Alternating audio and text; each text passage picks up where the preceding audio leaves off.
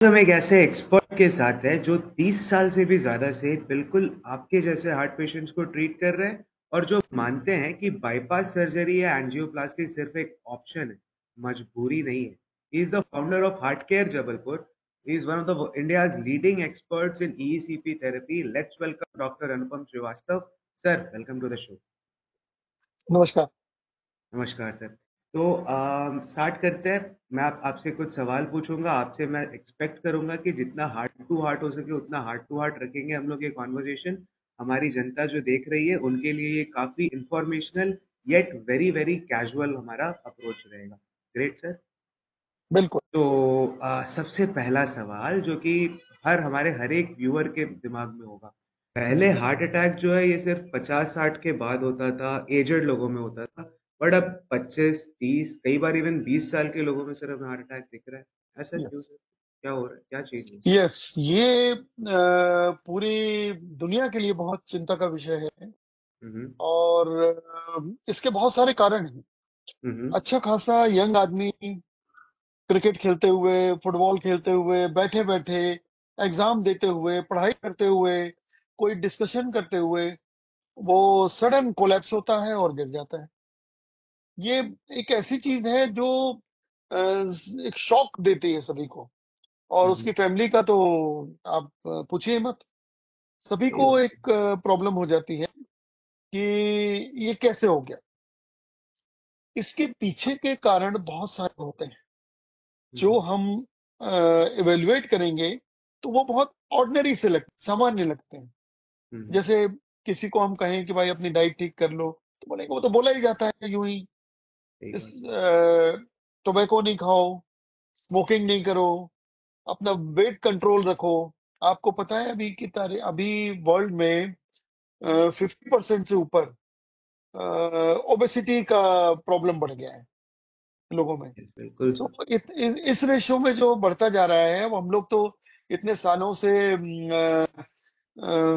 Medical field में सेवाएं दे रहे हैं, जो देखता आ रहा हूँ ट्रेंड बहुत चेंज हो रहा है।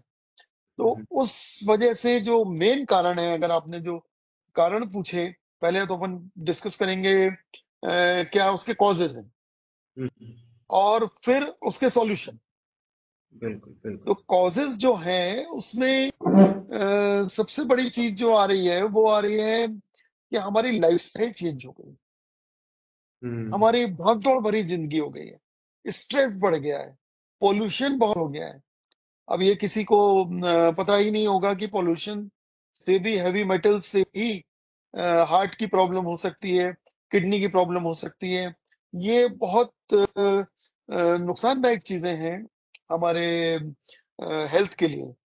इसके बाद जो प्रॉब्लम्स हमारे डेली रूटीन के हैं कि स्ट्रेसफुल कोई रूटीन नहीं है। पहले क्या होता था, आराम से उठे, आराम से एक्सरसाइज किया या कहीं चले गए बाहर घूमने। उसके बाद ऑफिस जाने के लिए भी टाइम रहता था लोगों के पास। और ये कई चीजें ऐसी होती थी जो आज की दुनिया में भागदौड़ भरी जिंदगी में टाइम, वर्क के लिए भी जो टाइम है, वर्किंग पीरियड बढ़ गया है, आने जाने का रास्ता बढ़ गया है, और आने जाने के रास्ते में प्रॉब्लम्स बढ़ गए। तो तीन चीजें जो लाइफस्टाइल में जुड़ गई हैं, उसको याद रखिए। मैं थोड़ा सा कॉमन लैंग्वेज में बोलूंगा जिससे सबकी समझ में आ जाए। That is called Hari worry और करी।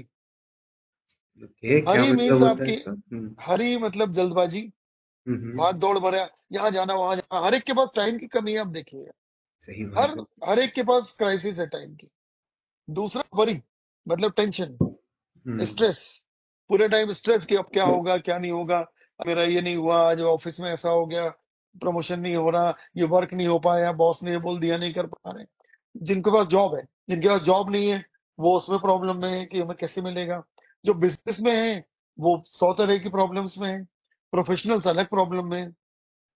हम लोगों को भी स्ट्रेस होता, सभी को स्ट्रेस तो सभी को है। बिल्कुल। तो स्ट्रेस तो हरी वरी, करी मतलब सब्जियों से नहीं है। करी मतलब आप जो ऑयली और अनहेल्दी फूड खाते हैं, वो जैसे आजकल जंक फूड का चलन चल रहा है। जो जंक फूड है वो कितना नुकसान लोगों में कर रहा है, आप सोचिए कि अर्ली डायबिटीज बढ़ती जा रही है, हाई ब्लड प्रेशर बढ़ता जा रहा है, अकेले हार्ट डिजीज नहीं, ओबेसिटी बढ़ती है तो मेटाबॉलिक सिंड्रोम होकर सारी चीजें आपको सही। ओवरऑल हेल्थ प्रॉब्लम होती, सब इंटर रिलेटेड है, everything hmm. Is inter related.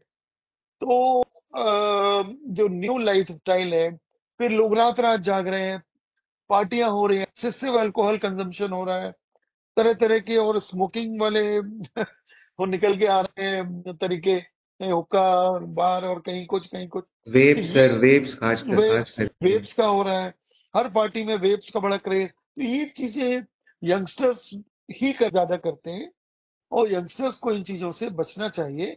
कभी कभार ओकेजनली कोई चीज हो गई तो ठीक है, लेकिन अगर इसको रेगुलरली हम करेंगे तो हमें प्रॉब्लम होगी ही होगी।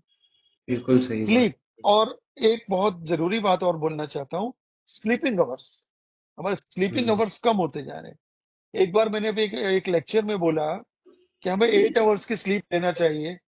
तो कुछ वहां पर जो लोग थे उसमें से कुछ तो हंसने लगे, बोले सर ये तो पॉसिबल ही नहीं है। और एक दो बोले कि सर मैंने अपनी जिंदगी में आज तक 6 घंटे से ऊपर की नींद ही नहीं ली है, और मेनली मेरी नींद 4-5 घंटे भी हो जाए तो मुझे कंप्लीट लगती है, बट ऐसा लगता है कि बहुत हो गई, मैं भी ज्यादा इसी हो से गई। स्ट्रगल कर रहा हाँ हूँ जी, हाँ सर, जी। हो ही नहीं पा तो रहे तो मेरा ये कहना है कि हैं। आपको ध्यान देना पड़ेगा कि हमारी बॉडी को रेस्ट मिले, हमारे ब्रेन को रेस्ट मिले, और हमारी बॉडी को हीलिंग हो पाए। नाइट में जब हम सोते हैं तब हीलिंग होती है हमारी। हम्म। फूड क्वालिटी की बात जो हुई, फूड अकेला टाइप ऑफ फूड नहीं, व्हेन टू ईट भी होना चाहिए, समझना चाहिए हमें, when to eat, what to eat. तो ये बड़ा लंबा विषय है, पर आपके एक क्वेश्चन के जवाब में तो मैं यही कहूंगा कि बॉडी का इन्फ्लेमेशन, बॉडी की ओबेसिटी, मेटाबॉलिज्म, ये सारी चीजें अफेक्ट हो रही हैं। इन्फ्लेमेशन से हार्ट डिजीज होती है, और सडन इंसिडेंट्स जो हैं वो हो जाते हैं। थैंक यू इन्हें सर, इनसे बहुत ही बचा जा सकता है, एक सॉल्यूशन बहुत ही और छूट गया। क्लियर। हाँ। सॉल्यूशन, इनका सॉल्यूशन क्या है? सॉल्यूशन एक सीधा सा है, हम ये सारी चीजें ना करें जो हमें नुकसान करती है। It's not that easy. इसके बाद भी हमें 90% सेफ्टी मिलती है, 10% प्रॉब्लम्स जो है वो सॉल्व नहीं होती। मेडिकल साइंस में वैसे भी प्रिवेंशन या किसी भी चीज में 100% कुछ नहीं होता, तो इसमें भी ऐसा ही है। सही बात है सर, वेरी क्लियर मतलब आंसर। इसको मैं आपके ऑडियंस को बहुत एक साधारण से एग्जांपल से समझा देता हूँ एक लाइन में, कि आप रोड पे चलते हैं, पूरी सावधानियां रखते हैं, पूरे रूल्स रेगुलेशन का, ट्रैफिक रूल्स का पालन कर रहे हैं, फॉलो कर रहे हैं, तो कोई गारंटी नहीं कि आपका एक्सीडेंट नहीं होगा, चांसेस कम है। वही हेल्थ के साथ है कि अगर आप सारी चीजें, अनहेल्दी चीजें नहीं करेंगे तो ये गारंटी नहीं कि हार्ट अटैक नहीं होगा। हाँ, 90% 100%। चांसेस कम हो जाते हैं ऐसे। बिल्कुल सर, बहुत अच्छा, बहुत क्लियर आंसर, बहुत informative thank you answer sir. Sir, thank you very much. Thank you. अब थोड़ा सा आपके माइंडसेट को समझने की कोशिश करते हैं, राइट? तो डॉक्टर साहब, हम्म। ये सफर कहाँ शुरू हुआ जब आपने डिसाइड किया कि डॉक्टर बनना है? क्या इंस्पिरेशन रही थी आपकी? कोई इंसिडेंट, कोई अब तो पर्सनल एक्सपीरियंस? अब तो बहुत टाइम हो गया। याद करना थोड़ा अ, मुश्किल होगा सर मैं आपको। मैं मैं मेडिकल कॉलेज में जो एंट्रेंस एग्जाम में क्लियर हुआ था 82 1982 में। Oh my God, सर, उस समय तो काफी, हाँ, बहुत सारे लोग तो जो सुन रहे हैं, और आप लोग तो पैदा भी नहीं हुए होंगे। तो 82 में मैं मेडिकल कॉलेज में एंटर हुआ, तब तो बड़ा क्रेज था डॉक्टर बनना, क्योंकि बहुत कम लोग बन पाते थे। आज जैसी सुविधाएं नहीं थी कि मेडिकल कॉलेजेस बहुत सारे हैं और सीट्स बहुत हैं। उस समय बहुत कम होती थी, सीट्स बहुत कम होती थी, लेकिन स्टूडेंट्स बहुत ट्राई करते थे होने के लिए, लाखों लोग करते थे। तो उस समय जबलपुर से भी ऐसे कुछ 5-10, हमारे जो शहर है 10-15 लाख की पॉपुलेशन में 5-10 लोग ही हो पाते थे। तो जब एक बार एंटर हो गए तो समझ में आया कि कितना डिफिकल्ट है। फिर पूरे 10 साल आपको टोटल बाहर की दुनिया से कट के सिर्फ पढ़ाई पे ध्यान देना पड़ता है। और इसके अंदर जज़्बा भी डेवलप होता है आपका। आप लोगों की सेवा करते हैं, परेशान लोगों को देखते हैं, बीमार लोगों को जब आप देखते हैं तो आपके अंदर से खुद ही एक भावना आ जाती है। तो हम लोग जो अ, उस समय हुए डॉक्टर हमारे साथ के भी, और हम लोगों की जो फीस थी वही कुछ 100 रुपए साल थी, जो आज करोड़ों में लोग देते हैं। तो हमें हमारी जो जनरेशन है और हमारे कुछ और नीचे तक के और कुछ ऊपर, ये इसीलिए पैसे पैसे की तरफ नहीं भागते जो डॉक्टर्स के ऊपर चार्ज लगते हैं। डॉक्टर्स पे ब्लेम लगता है कि डॉक्टर्स बहुत ज्यादा महंगे हो गए हैं। तो आपका जनरेशन तो सर वो अलग ही ब्रीड है। मैं मानता हूँ कि मेरे ना जनरेशन तो के डॉक्टर्स में कभी ये हाँ, चीज नहीं आएगा सर। ये नहीं आप नहीं नहीं, सही। उनकी भी देखिए मजबूरियां हैं। हम लोगों को, हम तो, अब हमारी जो फीस थी वो 350 या 400 रुपए साल थी, साल एनुअल। तो मेरी खुद सर हमें करोड़ रुपए थी। हमें डॉक्टर बन के क्या वसूलना है बताइए। Exactly sir. आप खुद अपने इस टाइम का बताइए। आप लोग के समय में, अभी आपने जब एमबीबीएस किया होगा, तो आई एम वेरी फॉर्चुनेट कि मेरा इंटरव्यू एक डॉक्टर ले रहा है। तो थैंक यू। हाँ, तो you can understand the problems मेरी तो हालत ऑफ ए खराब हो गई थी सर, सच बोलूं तो एमबीबीएस में ही हालत खराब हो गई थी। बहुत हाई ये तो स्ट्रेस है सर, प्रॉब्लम है, बहुत हाई प्रॉब्लम तो स्ट्रेस है, है। प्रॉब्लम है। तो अभी जैसा आपने बोला सर, एमबीबीएस जी एक बहुत हाई स्ट्रेस है, बहुत हाई स्ट्रेस जी, फील्ड है हमारा मेडिसिन। इसमें बिल्कुल। भी अगर मैं सबसे हाई स्ट्रेस की कुछ बात करूं तो कार्डियोलॉजी टॉप पे आएगा। You would agree sir?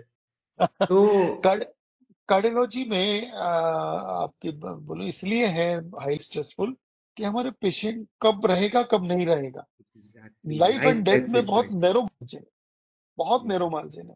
और कई बार तो ऐसा हुआ, मैं आईसीयू में राउंड ले रहा हूँ, उस पेशेंट को मैंने देखा, बोले आप रिकवर हो गए हो करके मैं आगे बढ़ा। पेशेंट ने बोला "अब मुझे ठीक लग रहा है", और तुरंत नर्स ने आके बताया कि सब वो पीछे वही patient, now he suddenly collapsed. तो you can not predict in cardiology who will survive and who will सही बात है सर, not. बहुत बहुत स्ट्रेसफुल है। तो कभी कभी स्ट्रेस के कारण बर्नड आउट फील किया आपने? पर्सनली बर्न आउट हुआ कभी? अब देखिए, इंसान तो हम लोग भी हैं, बिल्कुल सर। तो नेचुरली कभी कभी फील तो ये होता है कि बहुत हो गया, तो थोड़ा घूमने घूमने निकल जाते हैं कहीं, बाहर हो जाते हैं। लेकिन उसमें भी चैन नहीं मिलता, जो चैन डॉक्टर को अपने पेशेंट्स की सेवा करके मिलता है और उसको अच्छा होते देखकर मिलता है। सबसे बड़ा रिवॉर्ड हमारा, पेशेंट हमें पे करता है वो नहीं, तो पेशेंट हमें ग्रेटिट्यूड देता है। और जब वो कहता था हमारी तो हालत बहुत खराब थी, 4 कदम भी नहीं चल पाते थे, आपके यहाँ ट्रीटमेंट लिया तो अब हम नॉर्मली चल रहे हैं। कुछ पेशेंट तो ऐसे ऐसे हैं जो केदारनाथ और वैष्णो देवी की सैर करके आ गए आफ्टर दैट। तो after the treatment heart patients के लिए ये काफी लाइफ लाइन दे रहे हैं सर, आप तो एक जीवन दान की तरह ही दे रहे हैं। देने वाला तो हाँ, भगवान है। आपके थ्रू हम लोग भगवान माध्यम है, लाइफ लाइन दे रहे हैं। बिल्कुल हम लोग तो बिल्कुल सर। माध्यम होते हैं। और मेरा ये हमेशा मानना है कि I treat he cures, great sir, great. है ना। बहुत अच्छा विजन है ये आपका सर।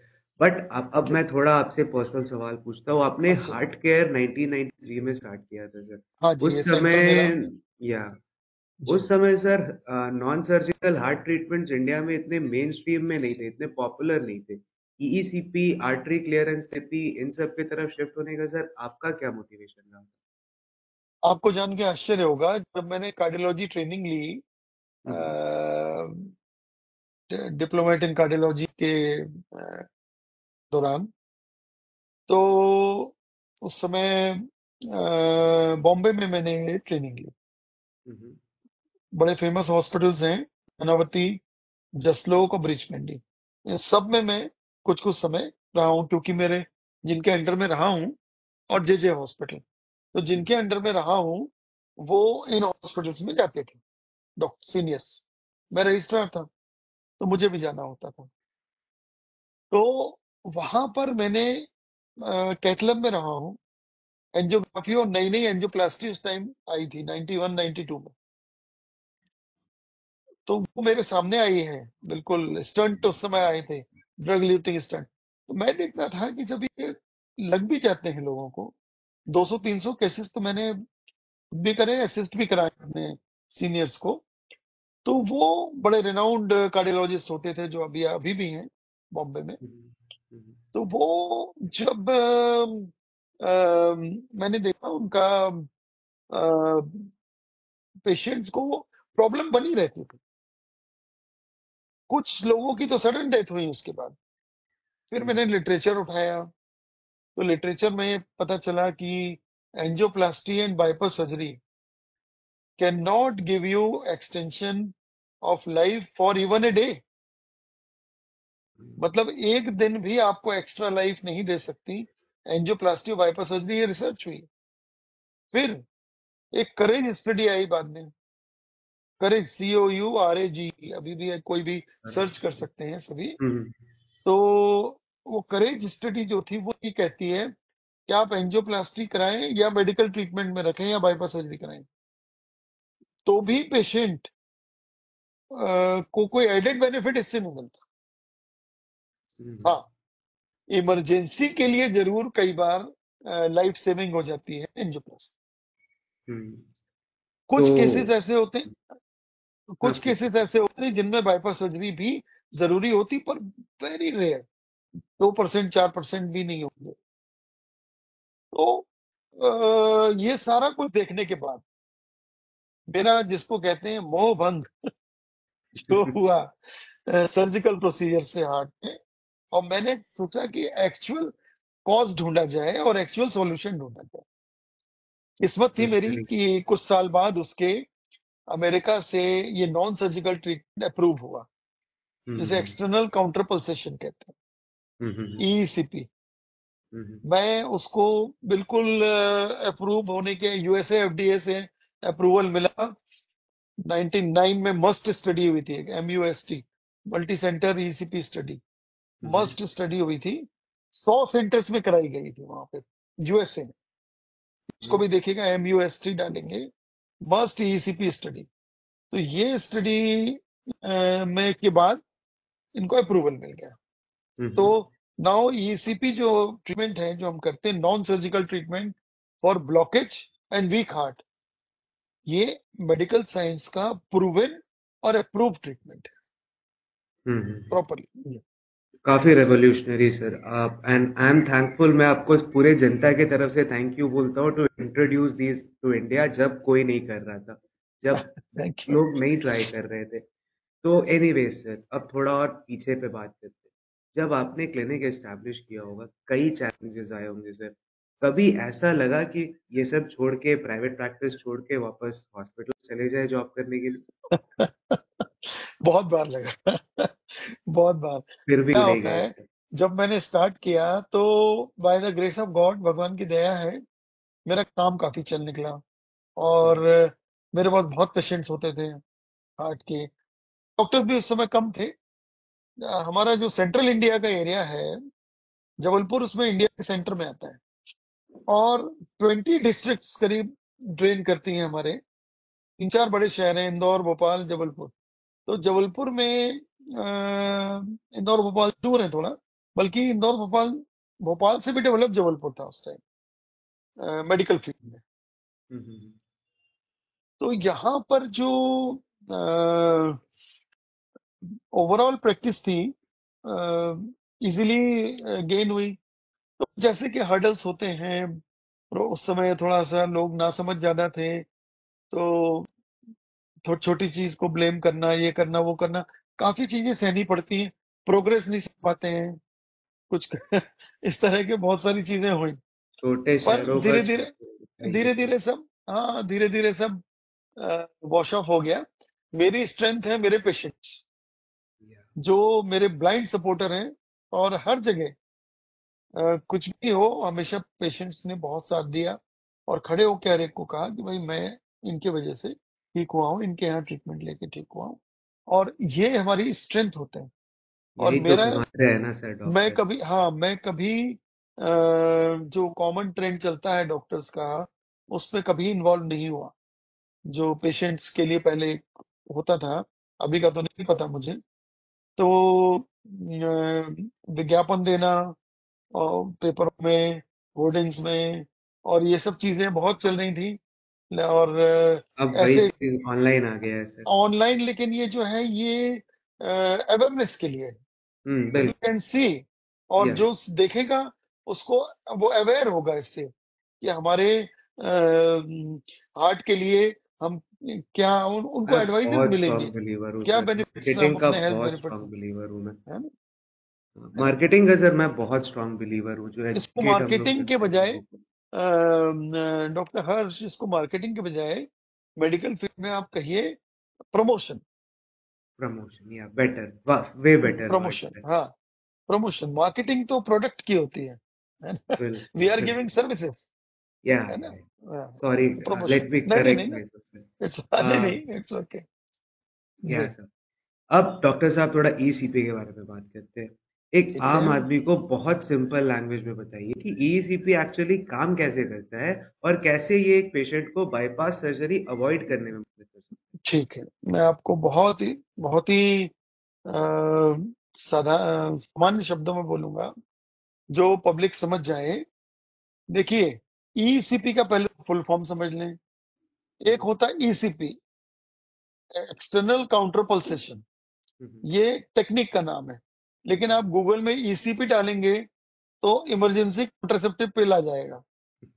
Yes sir. तो उसको डालिए EECP, enhanced external counter pulsation.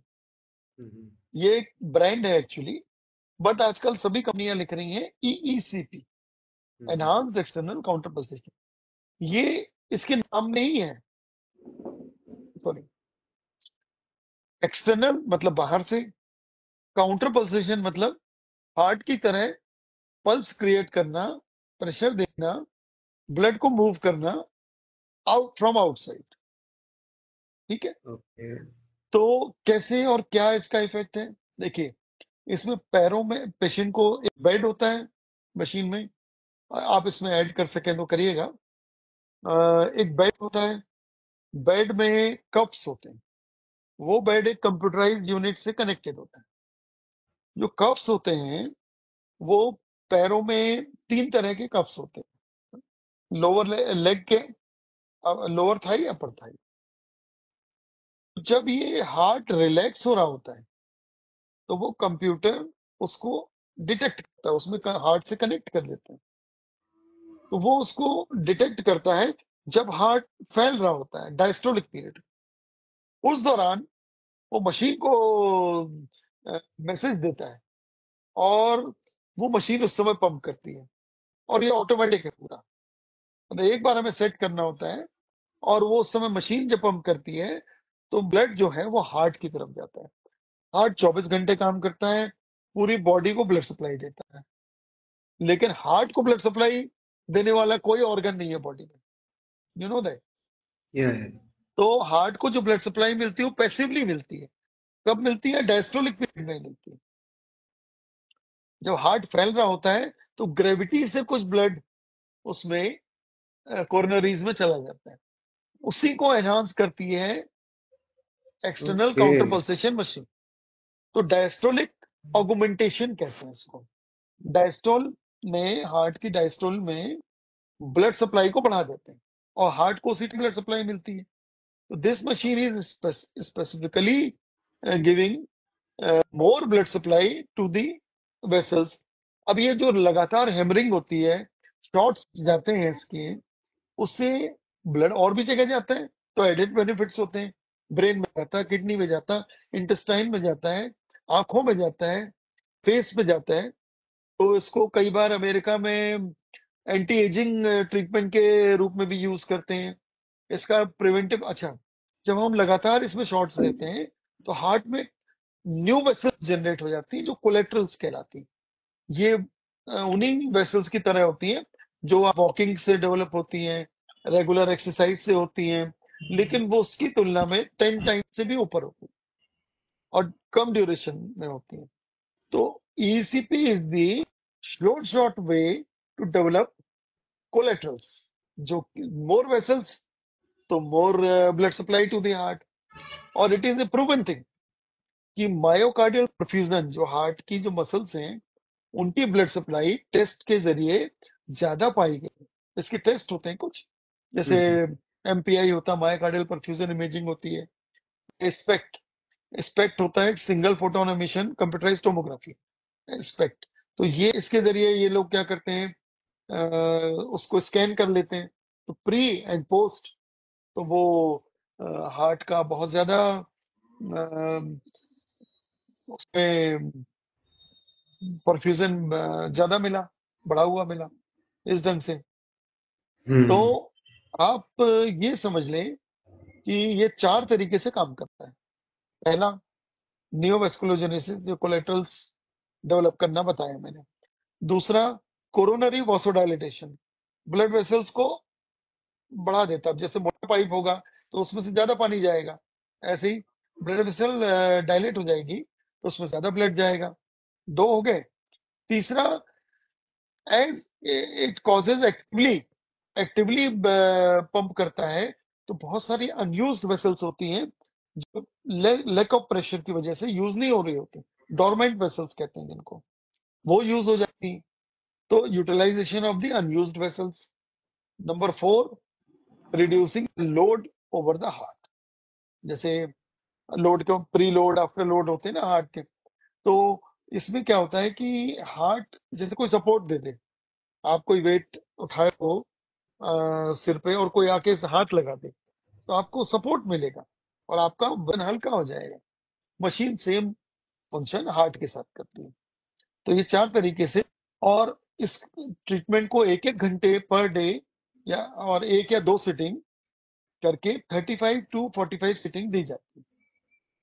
तो ये लंबा ट्रीटमेंट है थोड़ा, और रिजल्ट्स आर वेरी गुड।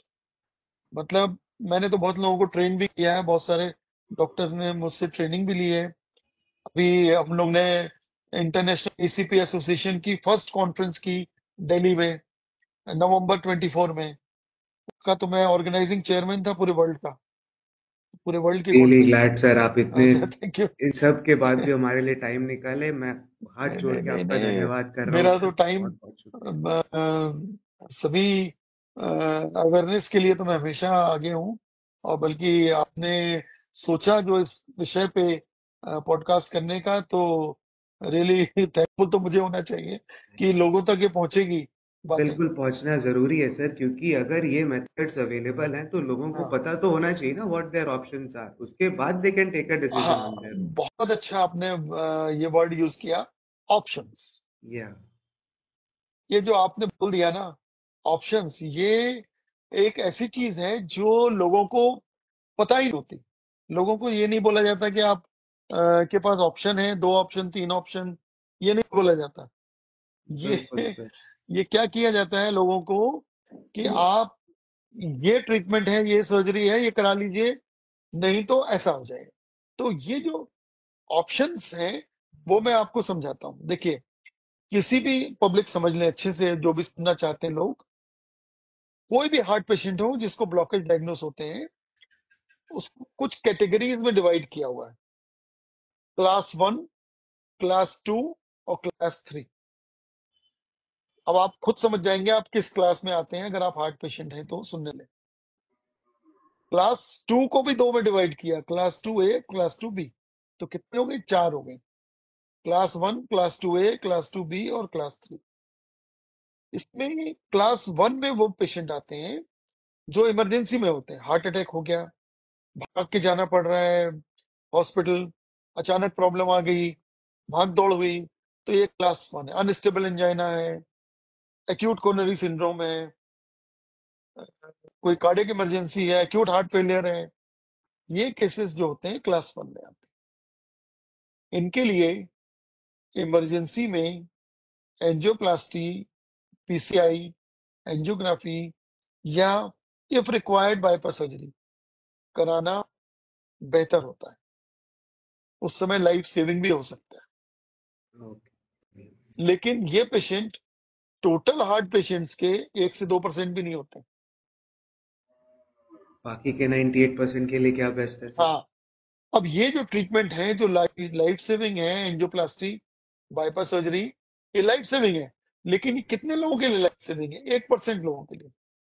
हम्म। बाकी के 98-99% लोग, तो ये सारे लोगों के को ये अप्लाई किया जाता है कि आपको अगर ब्लॉकेज है, आपको ये प्रॉब्लम है, चेस्ट पेन है, एंजियोग्राफी में 60% भी दिख गया, 70% भी दिख गया कुछ ब्लॉकेज, तो आप ये एंजियोप्लास्टी कराइए। करा लेते हैं, फिर वो उनको और उस तरह के complication, serious health health issues होते हैं, लॉन्गेविटी पे भी बात आती है और क्वालिटी ऑफ लाइफ भी इम्पेयर हो जाती है। तो क्लास 1 के लिए ये है। क्लास 2A और क्लास 2B, क्लास 2A जो है, जो इमरजेंसी लेस इमरजेंसी वाले हैं, उनके लिए दोनों चॉइस है। आप नॉन सर्जिकल में भी जा सकते हैं और सर्जिकल में भी जा सकते हैं। लेकिन यूरोपियन एसोसिएशन ने, यूरोपियन हार्ट एसोसिएशन ने क्लास 2A के लिए भी ईसीपी को अप्रूव कर दिया, इंडिकेट कर दिया, हम्म। इंडिकेशन दिया। क्लास 2B यूएसए ने किया हुआ है, और क्लास 3, तो क्लास 2B एंड डाउन, ये हम्म। यूएसए ने, डीए यूएसए ने, अमेरिकन हार्ट एसोसिएशन ने और अमेरिकन कॉलेज ऑफ कार्डियोलॉजी ने ईसीपी को अप्रूव किया हुआ है। तो नॉन सर्जिकल ट्रीटमेंट बाकी के मेजॉरिटी 98% लोगों को, 99% लोगों को नॉन सर्जिकल ट्रीटमेंट का ऑप्शन चूज करना चाहिए। बढ़िया। तो अब मेरा इससे एक एक और सवाल आता है। अब you can take a back seat, आप चाहें तो नहीं भी जवाब दे सकते, but I would expect an honest answer यहाँ ऐसा पे क्या? सर। बहुत ऐसा क्या? इफेक्टिव है, ईसीपी बहुत इफेक्टिव ट्रीटमेंट है। लेकिन रियली ये इट्स जितने ग्रेट। मेन स्ट्रीम हॉस्पिटल्स हैं, कार्डियक इंस्टीट्यूट्स हैं, एक्सेप्ट क्यों नहीं करते सर? फाइनेंशियल इंटरेस्ट है क्या कि फिर लाखों का बिल कैसे बनाएंगे? नहीं नहीं नहीं, ऐसा देखिए क्या हुआ, आपको जान के आश्चर्य होगा। मैं आपको बताता हूँ। जब ईसीपी इंडिया में आया, तो शुरुआती मशीन जो इनिशियल है, एस्कॉर्ट हार्ट इंस्टीट्यूट में लगे थे, हम्म। 3 मशीनें। हम्म। अभी भी एशियन हार्ट इंस्टीट्यूट में मशीनें हैं, बॉम्बे, हम्म। मैक्स में है, किम्स में लगी हुई हैं, किम्स हैदराबाद, ये बड़े हम्म। बड़े इंस्टीट्यूट हैं। अपोलो में भी हैं, मैक्स, फोर्टिस, और अब ये मेदांता हॉस्पिटल। हम्म। अब अब हम आते हैं इस बात पे, तो ये हो गया कि नहीं, एक्सेप्ट नहीं करते हैं, नहीं है, ये एक्सेप्ट करते हैं, तभी तो लगाइए। हम्म। लेकिन वहां के डॉक्टर फिर ऐसा क्यों बोलते हैं कि नहीं नहीं, ये इफेक्टिव नहीं है, काम नहीं करती है, बेकार है? ऐसा क्यों बोलते हैं? हम्म। भाई उनका इंटरेस्ट शायद पेशेंट को एंजियोप्लास्टी करने में होगा, वो डॉक्टर एंजियोप्लास्टी करते हैं जिनके पास आप गए हो। हम हम्म। ऐसा नहीं कहते। तो जिस पेशेंट को जरूरत है, वो जो आदमी एंजियोप्लास्टी कर रहा है, जो डॉक्टर, उसके पास क्यों जाए? नॉन हम्म। सर्जन वाले के पास क्यों ना जाए? हम्म। भाई चल, इस, सर। आप समझिए, इसके जब 2 डिवीजन है, सर्जिकल और नॉन सर्जिकल, हम्म। आप सर्जिकल वाले के पास जाके एक्सपेक्ट करते हो कि वो नॉन सर्जिकल की तारीफ करें, ये भी तो सही गलत कौन हो? आप हुए ना। सही बात है आपको सर। नॉन सर्जिकल वाले के पास जाना चाहिए कि आप बताइए इसका हो सकता है क्या। सिर में दर्द होगा तो हम पहले उसको दवाई खाएंगे, कोई और रेमेडी लेंगे, कि सीधे ऑपरेशन कराएंगे, न्यूरो सर्जरी? सही नहीं बात ना। है। कार्डियोलॉजी में उल्टा होता है। पेट में दर्द होगा तो आप सीधे चीरे नहीं लगवा लोगे कि हम्म। भाई ऑपरेट कर दो हमें। आप बोलोगे भाई देखो बीमारी क्या है, क्या बिना ऑपरेशन के ठीक हो सकती है, और बिना ऑपरेशन के ठीक हो सकती तो हम क्यों ऑपरेशन कराएं? लेकिन हार्ट में टोटल ट्रेंड इन रिवर्स। मैं अपने लेक्चर्स में कहता हूं कि this is the wrong track of treatment in cardiology. और ये अकेले भारत में नहीं है, ये ऑल ओवर वर्ल्ड में। ये भी आपको बता दें। हाँ, ये जरूर है कि अवेयरनेस थोड़ी ज्यादा है बाकी जगहों में, तो अवेयरनेस ज्यादा होने की वजह से लोग ट्रीटमेंट ऑप्शन अपना चूज करते हैं। तो इट्स अप टू यू। अब आपके पास गूगल है, डॉक्टर के पास आके आप गूगल का तो बहुत बताते हैं, लेकिन वहां इसी पे ट्रीटमेंट क्यों नहीं? आप ढूंढते हैं। बिल्कुल सही बात है सर। एंड आई होप कि अब जो हम ये पॉडकास्ट कर रहे हैं ये ज़्यादा से ज़्यादा लोगों तक पहुँचेगा और ये हाँ जी। थोड़ी और अवेयरनेस फैलेगी ईसीपी के बारे में। हाँ, बट अब बचा क्लास 3 के लिए तो ईसीपी के अलावा कोई और ट्रीटमेंट कराना ही नहीं चाहिए। जो सेटल्ड केस है, जो घूमते रहते हैं, जो चल रहे हैं, दवाई खा रहे हैं, यहाँ जा रहे हैं, वहां जा रहे हैं, उनको और उसमें बहुत सारे फायदे होते हैं। दो तरह की चीजें हमें इसमें आउटकम चाहिए। एक होता है क्वालिटी ऑफ लाइफ, ये पेशेंट कंफर्टेबल रहे, घर वाले परेशान ना हो, रात को तकलीफ हो गई, उठ गए, हॉस्पिटल भाग रहे हैं, ये हो रहा, दर्द हो रहा है, चल नहीं पा रहे, ये नहीं कर पा रहे, खाना खाने के बाद प्रॉब्लम हो गई, ये थोड़ी, ये अपने रेगुलर डेली एक्टिविटी नहीं कर पा रहे आप, मॉर्निंग वॉक पे नहीं कर पा रहे, कोई एक्सरसाइज नहीं कर पा रहे, ये क्वालिटी ऑफ लाइफ है। बेटर क्वालिटी ऑफ लाइफ के लिए you must come for ECP treatment, और हम आपको बताएंगे कि कैसे ये ठीक होता है और कैसे मैंने आपकी लाइफ। रिजल्ट देखे सर, आई और highly endorse thank you, this. Thank you so much. दूसरा होता है लॉन्जिविटी, एक्सटेंशन ऑफ लाइफ। तो एक्सटेंशन ऑफ लाइफ कोलेटरल्स ये डेवलप करता है, और रिसर्च प्रूव कर चुकी है कि more collaterals provide give you good survival और लॉन्जिविटी हुआ। इसके साथ साथ हम लोग चार पार्ट में इसका ट्रीटमेंट करते हैं। जैसे पहले तो ईसीपी हो गया, दूसरा आर्टरी क्लियरेंस थेरेपी हो गया, इसके बारे में भी बताऊंगा अभी। तीसरा होता है लाइफस्टाइल मॉडिफिकेशन, और चौथा होता है मेडिकेशन। तो लाइफस्टाइल मॉडिफिकेशन में सब आ गया, योगा मेडिटेशन भी आ गया, आपकी डेली रूटीन के जो चेंजेस हैं अनहेल्दी वो भी आ गए, डाइट भी आ गई, और आपकी डेली हैबिट्स भी आ गई, सारी चीजें। तो ये चार चीजें हैं जो वो हम इसमें करते हैं। अब ट्रीटमेंट्स के बारे में काफ़ी बात हो गई। आपके पेशेंट्स को आपने काफ़ी अच्छा, काफ़ी सिंपल भाषा में एक्सप्लेनेशंस दिया, ईसीजी के बारे में बताया, उनके ऑप्शंस के बारे में एजुकेट करा। अब हम्म। थोड़ी बात करते हैं सर डॉक्टर पेशेंट रिलेशनशिप पे। आपको 30 से ज़्यादा साल हो गए प्रैक्टिस करते हुए।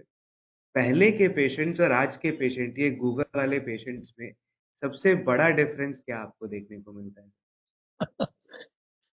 देखिए, एक चीज मैं कहूंगा, पेशेंट कोई भी हो,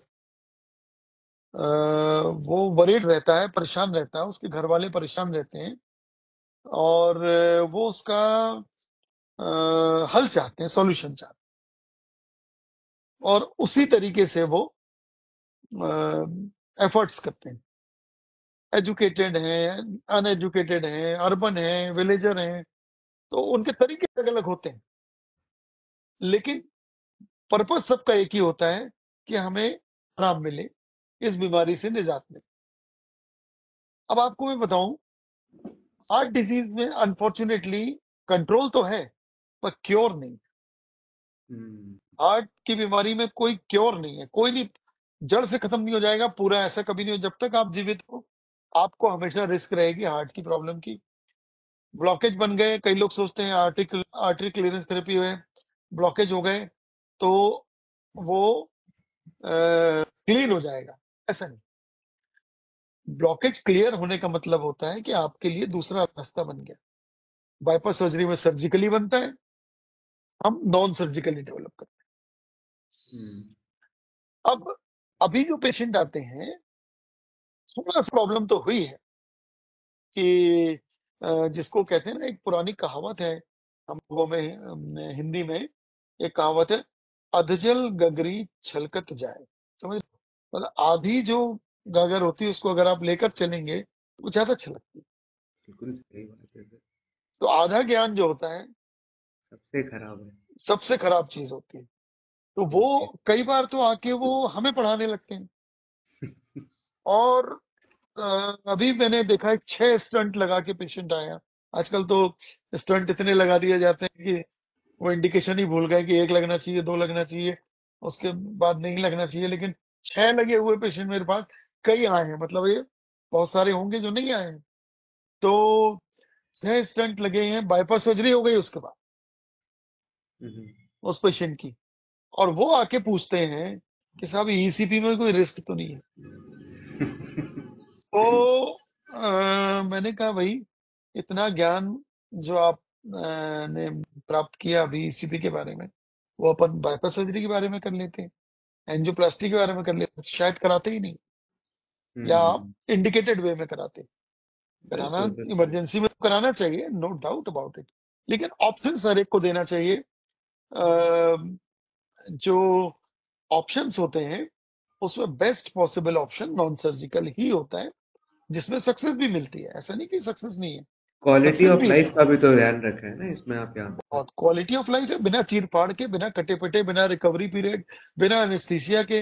मेरे पास कितने पेशेंट आते हैं ऐसे जो कहीं उनको एक का तो पैर ही खराब हो गया, और जब फेमोरल से करते थे, फिर हीलिंग नहीं होती प्रॉपर। एक पेशेंट आया तो सांस ही नहीं ले पा रहा है, बाईपास सर्जरी के बाद आया, यहाँ से पस्ट पकड़ा, वायर लगाते हैं वो बोन्स को जोड़ने के लिए। ऐसी बहुत सारी चीजें होती। और डायबिटिक लोगों के लिए अभी मेरा एक लेक्चर भी है कोची में, एक हम्म इंटरनेशनल कॉन्फ्रेंस है, 4th 5th 6th अप्रैल, फोर्थ कमिंग। हम्म। उसमें डायबिटिक पेशेंट्स के लिए स्पेशली क्यों ईसीपी ज्यादा यूजफुल है, उस पर मैं बोल रहा हूँ। बहुत तो इंटरेस्टिंग होने वाला है हाँ, डायबिटीज तो पे। कोशिश तो करेंगे। डायबिटिक पेशेंट्स की हीलिंग पावर बहुत कम होती जाती है, और डायबिटिक पेशेंट्स को क्या, माइक्रोवेस्कुलर सर्कुलेशन ज्यादा होता है, प्रॉब्लम ज्यादा होती है। तो माइक्रोवेस्कुलर डिजीज और हीलिंग का प्रॉब्लम, तो उनके लिए तो वरदान है ईसीपी। लेकिन आई एम सरप्राइज्ड कि बहुत सारे लोग सर्जिकल ऑप्शन चूज करते हैं।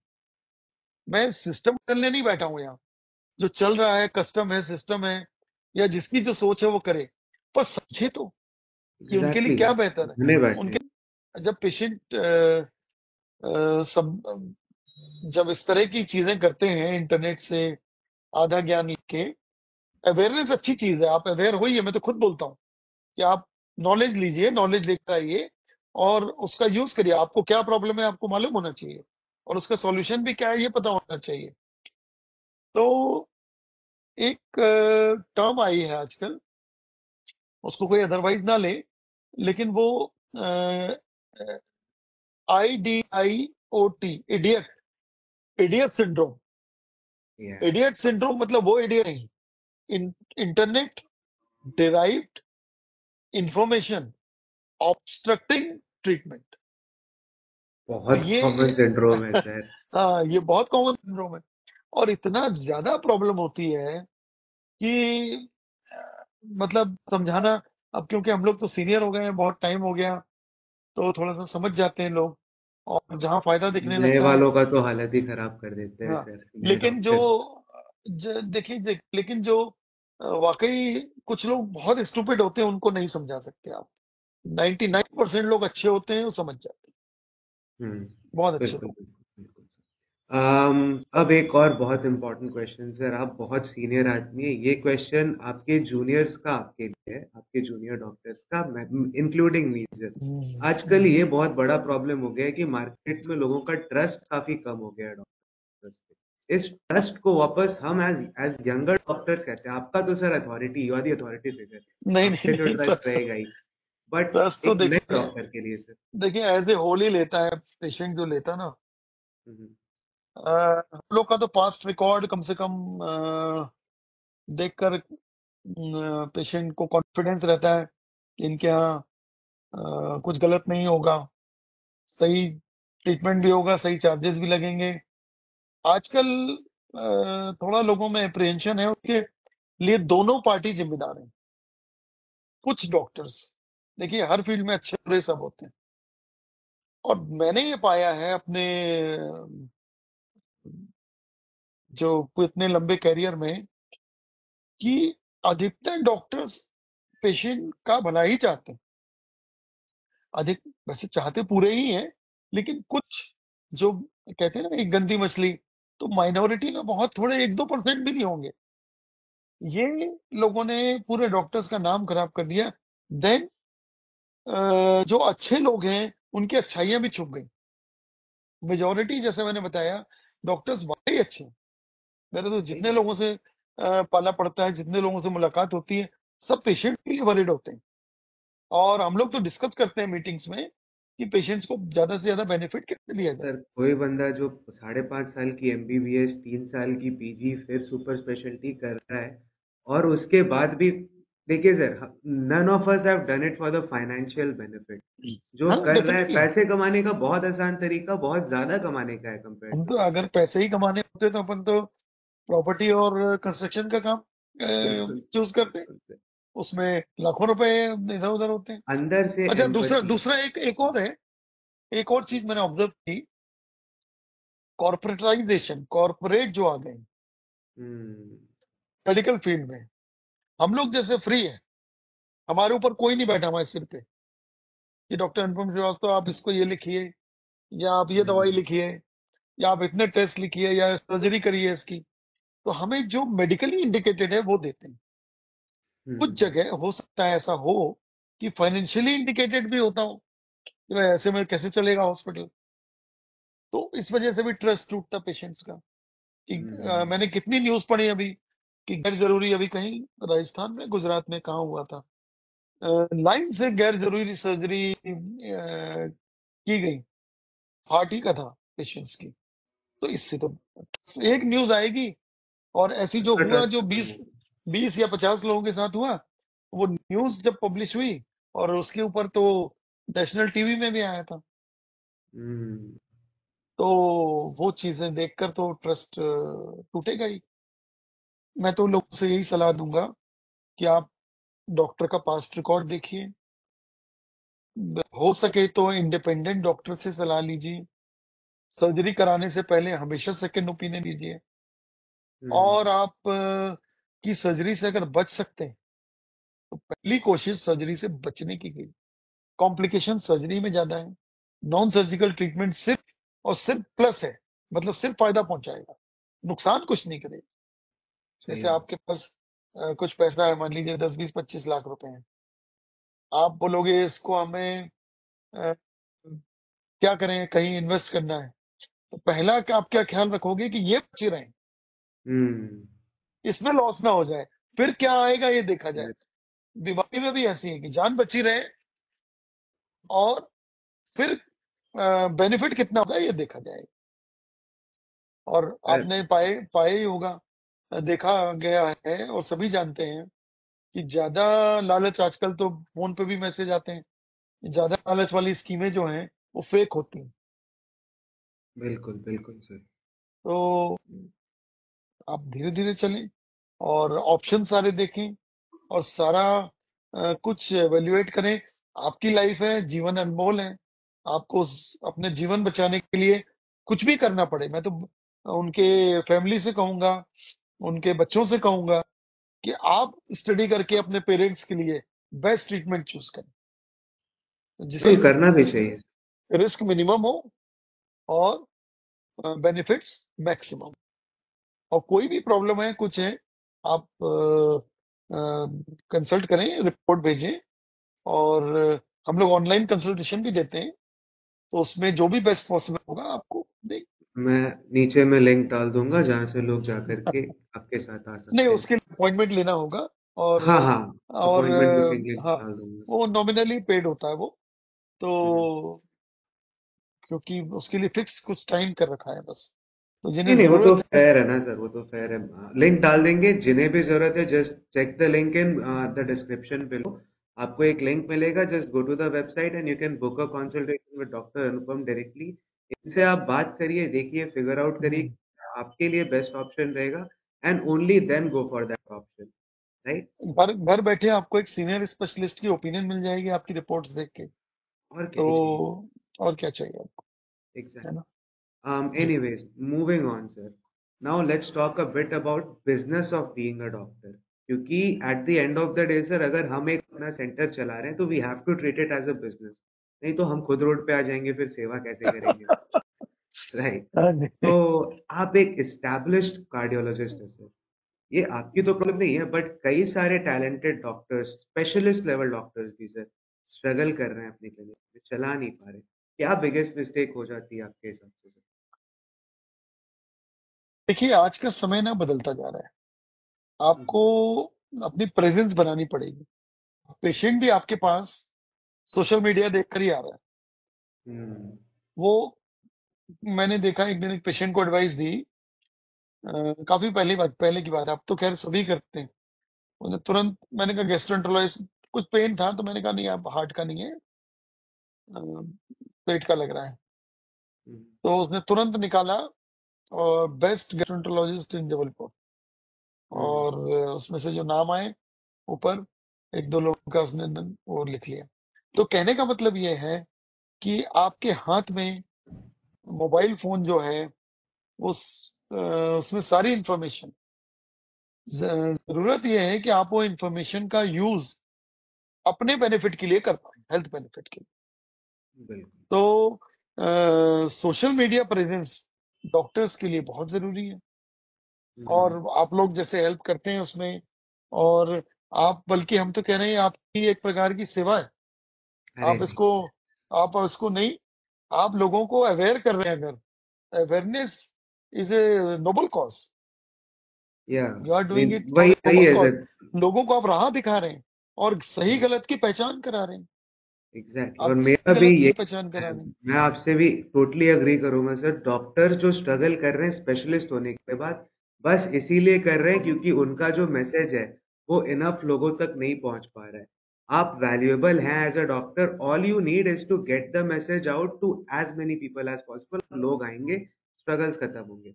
एनीवे सर, एक सेइंग है, the best doctor is not the busiest doctor, the best known doctor is the busiest doctor। Agree करेंगे सर? बिल्कुल, तो बिल्कुल, अपना बिल्कुल। नाम कैसे बनाए सर एज ए नया डॉक्टर? मैं ये as a junior to senior again, नए डॉक्टर पे नाम कैसे बनाया जाए सर? पहली चीज तो अपना काम अच्छे से सीखिए, काम अच्छे हम्म, से करिए। Hmm, do the good work at your clinic, and let the world know you are good at work. Hmm, और लेट द वर्ल्ड नो में सोशल मीडिया आ जाता है। बिल्कुल पहली चीज तो आप अपना काम अच्छे से करें, आना चाहिए आपको। काम नहीं आएगा तो कोई हेल्प नहीं कर सकता। और वो एक है ना, काठ की हांडी बार बार नहीं चल सकती। अगर आपको काम नहीं आता है तो लोग आपके पास नहीं आएंगे। आज मेरे बिल्कुल। पास इतने लंबे समय से लोग आ रहे हैं, कॉम्प्लिकेटेड केसेस आ रहे हैं, इसलिए कि रिजल्ट्स। तो हम्म, रिजल्ट्स तो आपको देने पड़ेंगे। पेशेंट आपके पास अ, आपके मतलब अपने ट्रीटमेंट, अपनी बीमारी के सॉल्यूशन के लिए आ रहा है, उसका हल चाहिए उसको। लेकिन बिल्कुल, वो आप उसको दे रहे हैं। लेकिन ये बात जनरल पब्लिक को भी पता होनी चाहिए। यहाँ आपका रोल आता है, सोशल बिल्कुल, मीडिया का। बिल्कुल। तो डॉक्टर और साहब, आपने जो अथॉरिटी है डेकेड्स में बिल्ड की है, सही डिजिटल मार्केटिंग से सही काफी कम समय में किया जा सकता है। बट मेरा पर्सनली मानना है, जैसा आपने बोला, educating not selling to the audience. तो आपको लगता है बेच के कभी भी डिजिटल मार्केटिंग काम करेगी? If you go for selling, कभी भी काम करेगा? मैंने आपसे कहा कि आपको अपना काम पहले करना जरूरी है, हम्म, और फिर आपको जो अप्रोच अपनी रखनी है वो ऐसे रखनी है कि आप स्लो स्लो एंड स्टडी बढ़ें। लेकिन हम्म, स्लो मतलब ये नहीं है, ग्रेजुअल आप अपना अचीवमेंट करते जाएं। अ, गलत चीजें ना करें, बिल्कुल। जैसे एथिक्स आजकल फॉलो करना करते हैं। चाहिए। एथिक्स को फॉलो करें, मेडिकल एथिक्स होते हैं। पेशेंट के लिए आपकी जिम्मेदारी होती है, वो भरोसा करके आता है आपके ऊपर, अपनी लाइफ आपके हाथ में देता है। तो आपकी ड्यूटी बनती है कि आप उसको सही सॉल्यूशन दें। जैसे एक कहावत है कि रन जो है वो सीधे बल्ले से भी बनते हैं, आड़ा हम्म, तिरछा मारने में आउट होने के चांसेस ज्यादा होते हैं। तो हम्म, आड़ा तिरछा नहीं मारे, सीधा खेलें। और बहुत लोगों को डॉक्टर्स की जरूरत होती है, बहुत सारे लोग, पर उनको प्रॉपर गाइडेंस नहीं होता। वही मैं कह रहा हूँ, आप जो ये कर रहे हैं ना, लोगों को गाइडेंस दे रहे हैं, और उनको अच्छे बुरे की पहचान करा रहे हैं। It's a noble cause thank आप यू जो वेरी कर रहे मच। हैं। थैंक यू ये मैं वेरी मच, आपको रियली इंडेटेड। नहीं, बहुत सीरियसली बोल रहा हूँ। और इंडेटेड। पब्लिक को आज की तारीख में सही सलाह भी कहाँ मिलती, सही सही बात है सलाह सर। भी नहीं देते लोग। और अ, बहुत बहुत धन्यवाद सर, दोनों हाथ जोड़ के मैं एक आपसे। लास्ट आई, फिर स्टंट आए, अब उसके बाद ईसीपी आया। तो bypass surgery purely surgical, angioplasty भी सर्जिकल है लेकिन थोड़ा लेस सर्जिकल, लेटर्स के और थ्रू। और ECP totally non surgical, without hmm. Surgery होती है। तो ये जो है, इसमें मेरे पास मैक्सिमम केसेस जो आ रहे हैं वो एंजियोप्लास्टी या बाईपास सर्जरी के बाद क्या है, हम्म। जबकि ये जो इलाज है ये तो बल्कि प्रिवेंटिव स्टेज में हो जाना चाहिए, अर्ली स्टेज में होना चाहिए। सब तो लोग जो, लेट आ रहे हैं। हाँ, ट्रीटमेंट ऑफ फर्स्ट चॉइस जो है उसको लास्ट चॉइस बना के रखा हुआ है। तो वो हम्म। थोड़ा सा एम्फसाइज करें कि लोग इसको पहले ऑप्ट करें, तो ज्यादा अच्छे से उनको फायदा भी होगा, और बिना प्रोसीजर के उनका पैसा भी वेस्ट नहीं होगा, और प्रोसीजर के बिना काफी अच्छे से आई होप सर ट्रीटमेंट है। ये पॉडकास्ट देखने वाले हमारे जितने व्यूअर्स हैं एटलीस्ट अपने ऑप्शंस कंसिडर अब से वो करेंगे before going for the surgeries and the bypass and hope everything. So, hope so. हाँ। Now coming to the next question sir, अब थोड़े पर्सनल क्वेश्चंस पूछ करके will end this on a good note. एक मैसेज अगर आप पूरे India में एक सेम टाइम में बिलबोर्ड लगा करके दे सके, एक मैसेज बस, तो वो मैसेज क्या होगा सर पूरे इंडिया के लिए आपकी तरफ एक मैसेज तो ये है कि अर्ली स्टेज पे रिस्पॉन्ड करें, अर्ली स्टेज पे एक्शन लें। हमारे यहाँ इंडिया में प्रॉब्लम ये होती है कि जब तक डेथ पे ना पहुंचने लगे और हॉस्पिटल लेकर भागने की नौबत ना आए, तब तक कुछ प्रॉब्लम ही नहीं, अरे ठीक ही है, से कुछ टालने नहीं वाले ऐसा, लोग होते हैं सर हम टाल, लोग। बहुत ज्यादा। तो take care of your heart at right time. बिल्कुल बिल्कुल। बहुत अच्छा क्यों? मैसेज सर, बहुत अच्छा क्यों? Message. Thank you so much. क्योंकि बाद में आपके हाथ में कुछ नहीं रह जाता, फेयर उस इनफ। समय रहता है। बिल्कुल सही। एंड ये मैसेज दिखा करके हम दुनिया का काफी भला भी कर सकते हैं because heart attacks can be prevented sir, करना ही चाहिए, एक एग्जैक्टली, बार कंसिडर करना ही चाहिए। कर सकते हैं, ये नहीं प्रिवेंटिव कर रुकना। है। और मैं आपसे बताऊं, प्रिवेंशन के लिए ना सिर्फ नॉन सर्जिकल तरीके ही काम आते हैं। हम्म। बाईपास सर्जरी और एंड एंजियोप्लास्टी के प्रिवेंशन बाद फिर, is always better than cure. Cure तो खैर वो या भी नहीं है सर, वो भी फिक्स है। Prevention is better than a fix. आप प्रिवेंशन की भी स्टेजेस होती हैं, हम्म। प्राइमरी प्रिवेंशन, सेकेंडरी प्रिवेंशन और टर्शियरी प्रिवेंशन। प्राइमरी प्रिवेंशन जो है वो आप समझते होंगे, प्राइमोर्डियल भी बीइंग कहा ए बीइंग ए जाता मेडिकल पर्सन आप है। जानते हो कि प्राइमोर्डियल प्राइमरी भी कहा। मतलब जिसको कोई प्रॉब्लम नहीं है, वो हम्म। प्राइमरी प्रिवेंशन हो गया। उसके लिए क्या है, वो हार्ट डिजीज ना हो जाए, कभी हार्ट अटैक ना हो जाए, कभी कोई प्रॉब्लम। दूसरा, जो हार्ट के पेशेंट हो चुके हैं उनको सडन कोई मिसहैप ना हो जाए, ये सेकेंडरी हो गया। और टर्शरी जो प्रोसीजर करा चुके हैं, हार्ट अटैक हो चुके हैं, ये सारी चीजें उनको आगे के मतलब डेथ ना हो जाए कोई ऐसा। हम्म। और ये 3 स्टेज है प्रिवेंशन की, और उसके अलावा एक होता है रिहेबिलिटेशन, हम्म। Cardiac rehabilitation. इसमें हम लोग एक्सपर्ट हैं। कार्डियक हम्म। रिहेबिलिटेशन लोग जानते तक नहीं क्या होता है।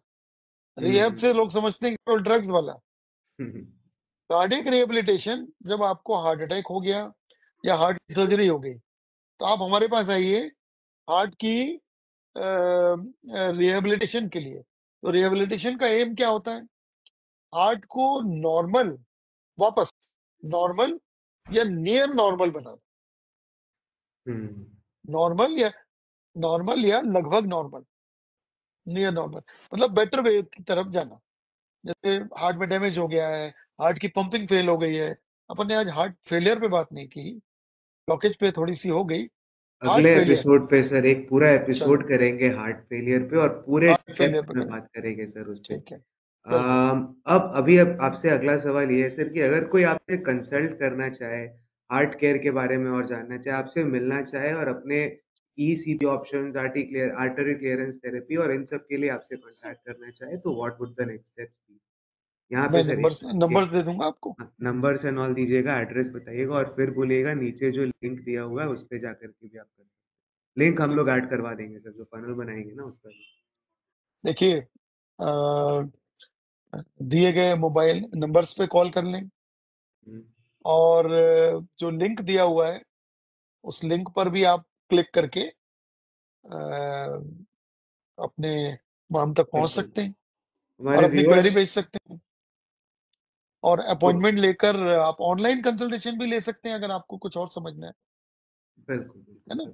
थैंक यू और वेरी मच ये सेवा दुनिया के लिए करने के लिए सर। अम, अब आपका एक फाइनल मैसेज आपके सारे आने वाले पेशेंट्स के लिए, जो भी ये वीडियो देख के आपके पास आए, एक मैसेज आप उनके लिए अगर दे सके तो वो क्या होगा? देखिए, मैं तो चाहूंगा कि सभी स्वस्थ रहें। उसके लिए प्रिवेंशन एट एवरी स्टेज। आप हमेशा हुँ, स्वस्थ हैं, हेल्दी हैं, तो हेल्दी बने रहने के लिए एफर्ट्स करें। हुँ, हार्ट पेशेंट हैं, तो हार्ट अटैक ना आए उसके लिए एफर्ट्स करें और हार्ट अटैक आ चुका है, तो फिर ना आए और जान पे खतरा ना बने, इसके लिए एफर्ट्स करें। तो ये सारी चीज़ें आपको सिर्फ non surgical, non invasive heart specialist के पास ही मिलेगी और हुँ, प्रिवेंशन में सर्जिकल पार्ट का कोई रोल नहीं, सिर्फ हुँ, लाइफस्टाइल मॉडिफिकेशन, मेडिकेशन, ईसीपी और आर्टरी क्लीयरेंस थेरेपी, इनके ज़रिए इसको किया जाए। बिल्कुल, बिल्कुल। तो बहुत अच्छा मैसेज था सर सारे पेशेंट के लिए, बहुत इन्फॉर्मेशनल 1 घंटा जो भी हमारी बात चली, बहुत ज़्यादा इन्फॉर्मेशनल, बहुत मज़ा आया मुझे भी sir. Thank you. I hope आपको भी अच्छा लगा होगा, आपके पे हमारे व्यूअर्स को और आपके पेशेंट्स को काफ़ी सारा इन्फॉर्मेशन आपके मिला और इन सब के लिए मैं आपका बहुत-बहुत धन्यवाद करता हूँ सर, बहुत मज़ा आया। Thank you very much. Thank you so much. Thank you sir.